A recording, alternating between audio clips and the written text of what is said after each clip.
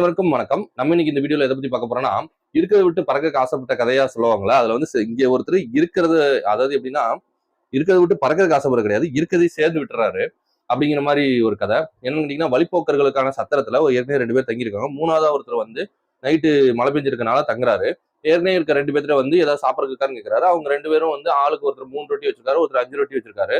இது வந்து எப்படி பங்கு போடுகிறது அப்படிங்கிறதுல வந்து மூணாவதா இருந்த ஒரு ஐடியா சொல்றாரு. எல்லாத்தையும் 3 துண்டா போடுவோம், 24 வரை ஆளுக்கு 8 வச்சுக்கலாம்னு சொல்றாரு. இவரு மூணாவது ஆள் வந்து இந்த காலையில எழுந்து போகும்போது 8 பொற்காசு கொடுத்து 2 பேரும் பிரிச்சுக்குன்னு சொல்லிட்டு போறாரு. இதை பிரிக்கிறதுல வந்து ஒரு பிரச்சனை வருது. 5 ரொட்டி கொடுத்தவர் என்ன சொல்றாரு, நீங்க 3 வச்சுக்கணும் 5 வச்சுக்கன்னு சொல்றாரு. அதெல்லாம் ஒத்துக்க முடியாது, நீதிபதிட்ட போலான்னு போறாங்க. நீதிபதிட்ட போனப்ப என்ன ஆகுதுன்னா, நாளைக்கு தீர்ப்பு சொல்றேன் போயிட்டு வாங்கன்னு சொல்லி அனுப்பிச்சு விட்டுறாரு. கடவுளை என்ன சொல்றாருன்னா, ஒரு முடிவு சொல்லிட்டு போறாரு.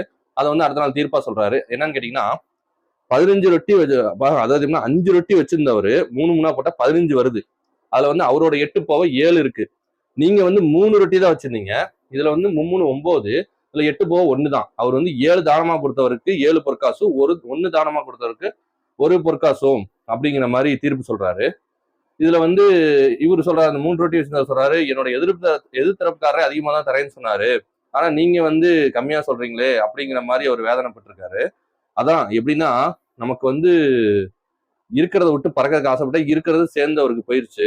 அதுதான் பேராசை பெருநஷ்டம். இதுதான் இந்த கதையோட ஒரு அர்த்தம். தேங்க்யூ.